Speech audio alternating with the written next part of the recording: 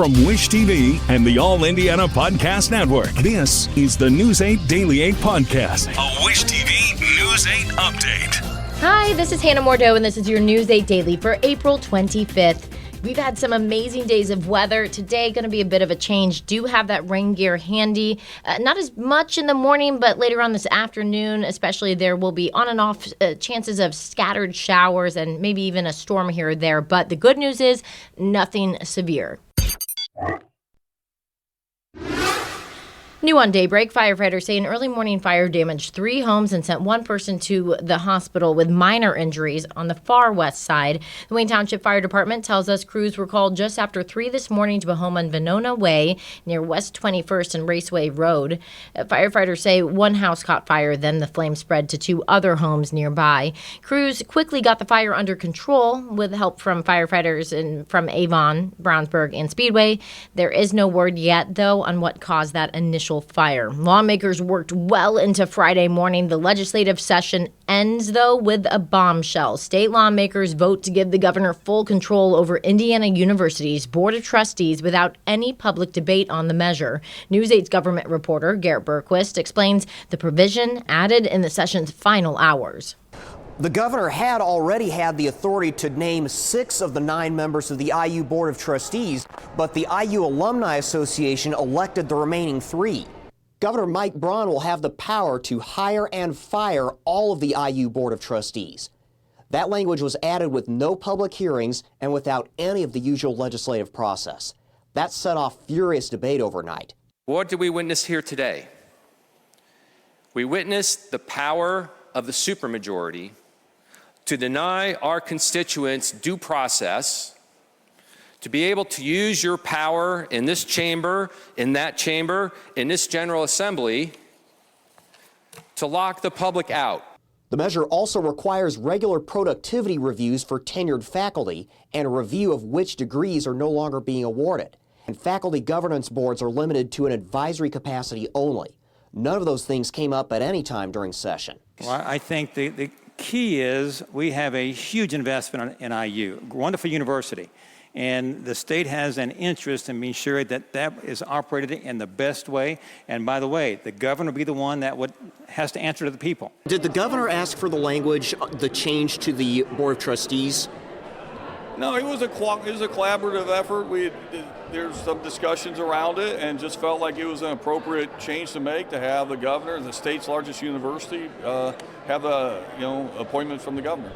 Republicans say only a fraction of IU alums were voting for the trustees in the first place, but Democrats call it a blatant power grab. It really does create this chilling effect on academic freedom, on democracy, on freedom of speech. And that's what I am hearing from constituents across the state. So the budget bill now heads to the governor's desk. We expect we will hear from Governor Braun later on Friday. At the State House, I'm Garrett Bergquist for Wish TV and WishTV.com. The 2-year budget bill also contains a 5% cut in the operating budgets of all state colleges and universities. K-12 schools would get a 2% funding boost in both budget years. Tobacco taxes increased by $2 per pack of cigarettes to help close a projected $2.4 billion revenue shortfall.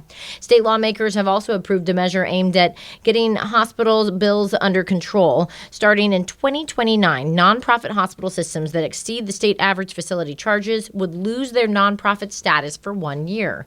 Initially, lawmakers had considered financial penalties.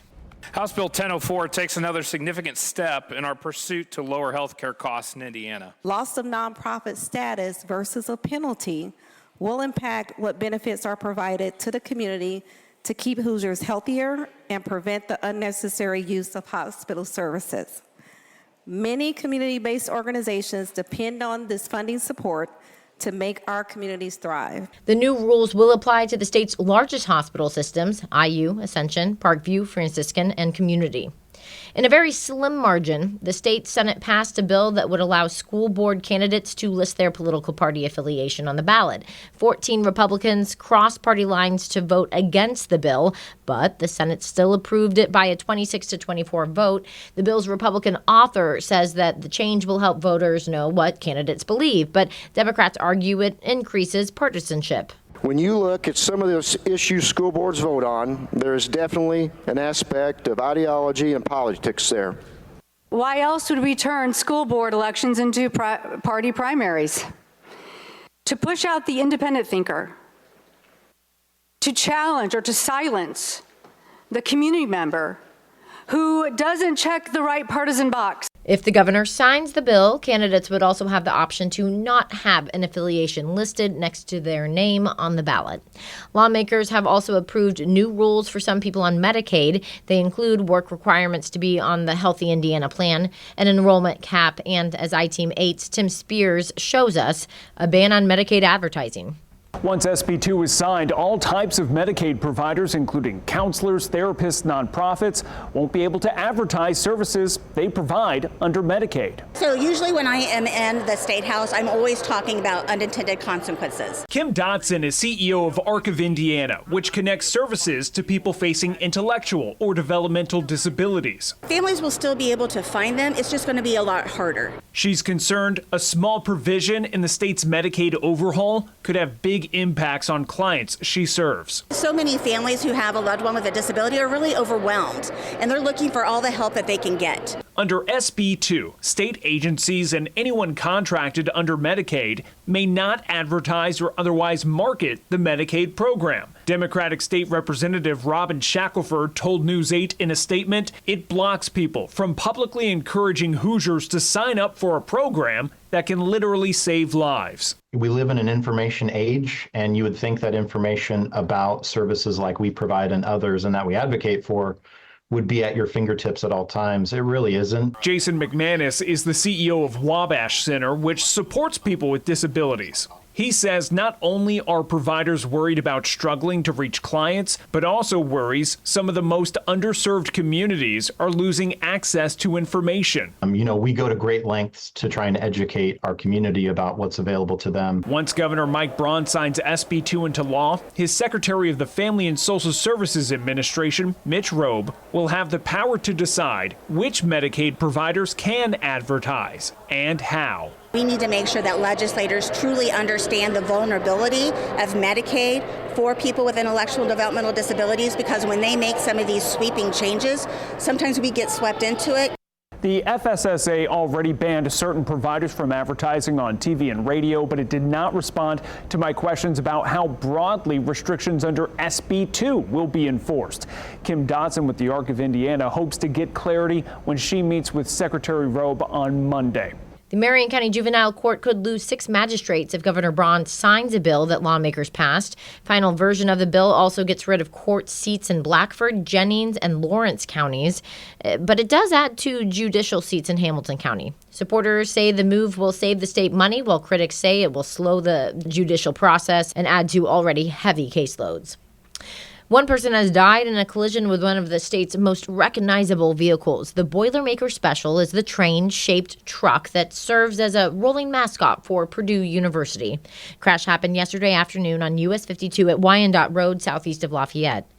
Investigators say the Boilermaker Special crossed the median and hit a car head-on, killing the person driving the car. Sheriff's office says 2 people on the special got treatment at a hospital and are now released. 4 students and 2 staffers from Roncalli High School are in Italy right now, witnessing history, and will be at Pope Francis's funeral on Saturday. They are on a long-planned trip to see the canonization ceremony for the church's first ever millennial saint. That changed when they arrived on the day of the Pope's passing. It's a very, very historic moment, and for it to happen this week when we plan to go is just crazy to think about. I think it's really special. The group plans to attend the funeral mass tomorrow morning. A new study finds measles could become an endemic in the United States if vaccination rates do not improve. Endemic means common in the community, a dramatic change for a disease once considered eliminated in America. Research predicts that over the next 25 years, there could be 9,000 new measles cases. Vaccination rates have been down across the country since the COVID-19 pandemic. CDC recommends children get the first dose of the measles vaccine between 12 months and 15 months old, a second dose between 4 and 6 years old as well. There are 30 days until the Indy 500, but this weekend in Bloomington, there's a different kind of race. IU hosts the Little 500. News 8's Colin Bailey is in Bloomington this morning at Bill Armstrong Stadium. Yeah, 4 o'clock this afternoon, the women's race will kick things off. And we were back outside. You can see that actually they were just going around the track, making sure it's nice and smooth.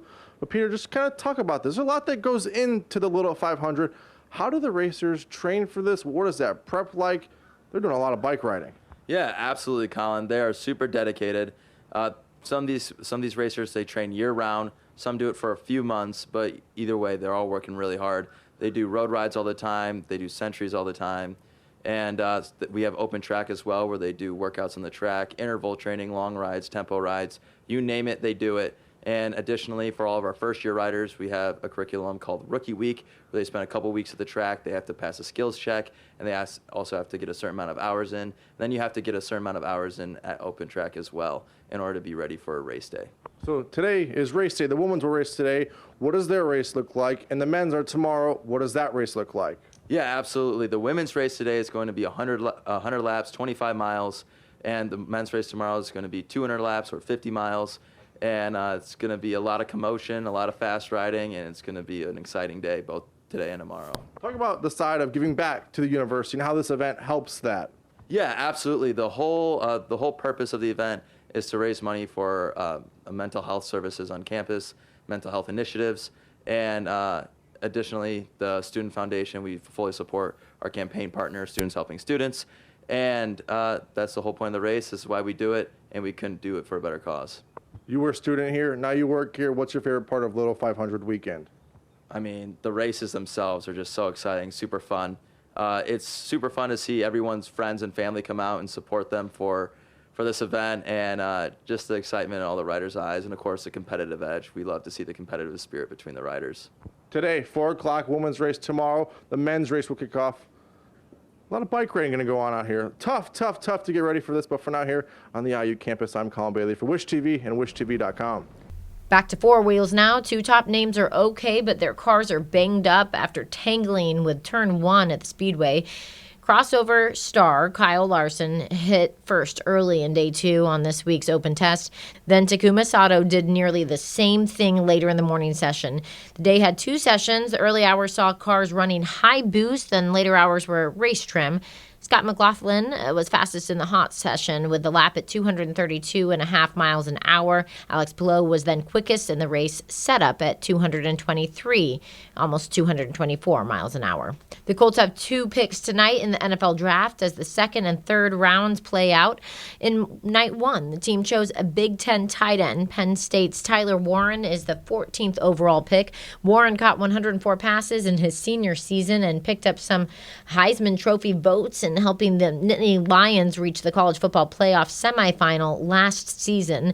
Warren says he knew he would fit in with the Colts from the start. Even from the combine, it was a team that I really, enjoyed the staff and my meeting with them, and enjoyed being there for my 30 visit. But yeah, I'm just really excited, and it's a great place, to go play football, and I'm excited to work with that program and that organization. The last time the Colts took a tight end in the first round was in 2003 when they grabbed future Ring of Honor member Dallas Clark. Team has the draft's 45th and 80th selections tonight. Pacers hope to take a commanding lead tonight in their first-round playoff series against the Bucks. Pacers are up 2-0 heading into Game 3 tonight in Milwaukee. Head coach Rick Carlisle says the team is just trying to stay focused. We need to maintain the sharpest edge that we can have. And as you progress through a playoff series, you just got to work at keeping it very sharply focused, regardless of the situation, whether you're up or down. And that's the biggest thing. News 8's Andrew Chernoff will be live from Milwaukee and Wish TV at 5 and 6 tonight. Tip-off for that game is at 8 o'clock. This has been your News 8 Daily from Wish TV. I'm Hannah Mordeau. Watch us on wishtv.com and follow us on Facebook for updates. This is the News 8 Daily 8 podcast, a Wish TV News 8 update on demand. For even more, on demand and on the go. Connect with Wish TV on Facebook at wishtv.com and on the free Wish TV mobile app. Thank you for listening. And be sure to like, subscribe, and follow this podcast for updates every weekday morning on the All Indiana Podcast Network and wherever you get your podcast.